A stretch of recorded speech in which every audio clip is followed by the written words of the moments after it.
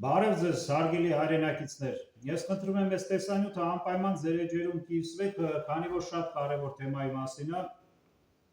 Ուրեմն տեսեք, երևի բոլորդ էլ արդեն տեղյակ եք, թե Սիրիայում այս քանի օրը ինչ կատարվավ ու մինչև հիմա էլ այդ նույն ջարդը գնում է, այդ Թուրքիայի կողմից ուղարկված այդ խմբերը 10-15 հոգով, 20 հոգով ավտոմատներով զինված մտնում են հայատները տները, բոլորին կոտորում են, սպանում, ոչ մեծ, փոքր, կին, երեխա, ոչ մի բան հաշվի չեն առնում։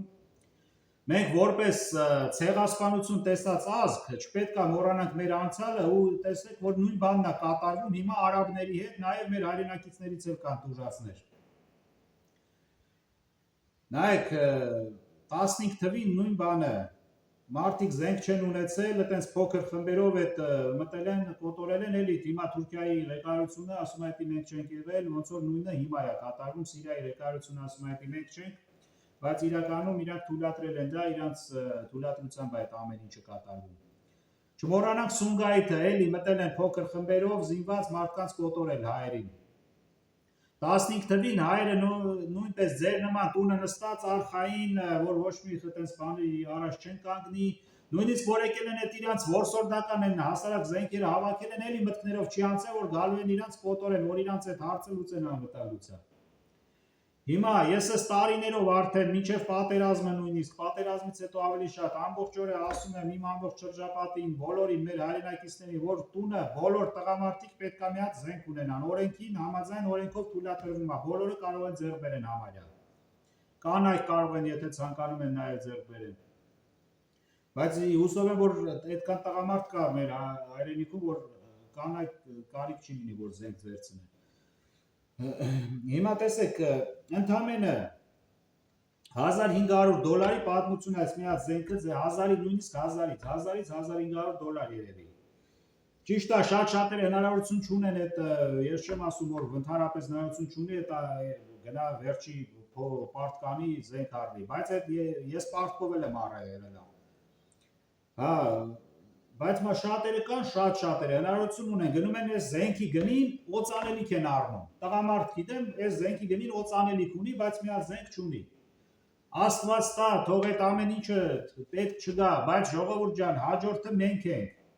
Տեսեք, այդ օրը չընկնենք, այն 15 թիվը նորից գլխներից չբերեք։ Թող այդ զենքը Աստված տա, դուք ունեցեք այդ զենքը, թող Աստված տա այդ զենքը չկրակի ոչ մի անգամ, մենակ մարզվելու համար, դնում եք սեյֆը մնում է, չի փչանում ինքը, հարյուրավոր տարիներով զենքը եթե լավ խնամես մնում է, կարող եք փոխանցել հաջորդ ձեր սերունդներին, տեսեք ինչ լավ բան է։ Հա, հիմա, ով որ չգիտի ոնց ձեռք բերի զենքը, կարակ գրեք այս տեսանյութի տակը, կպատասխանենք, իրար կասենք ձևերը, ինչ թղթերապետ, ոնց է, գնաք ձեռք կբերեք զենքը։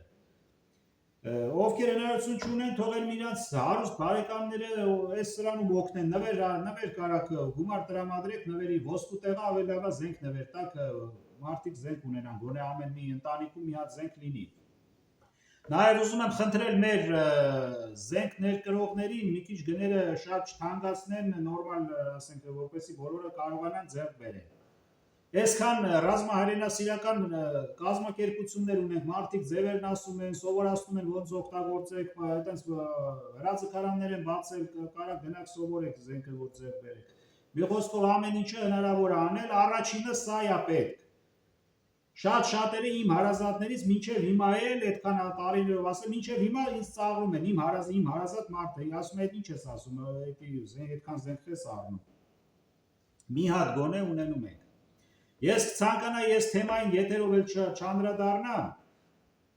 այսքանը անպայման կիսվեք ձեր էջերում այս տեսանյութը, շատ կարևոր է իրոք, ժողովուրդ ջան։ Մինչև տենանք գլխներիս ինչ է գալի։ Այսքան էլ շնորհակալություն։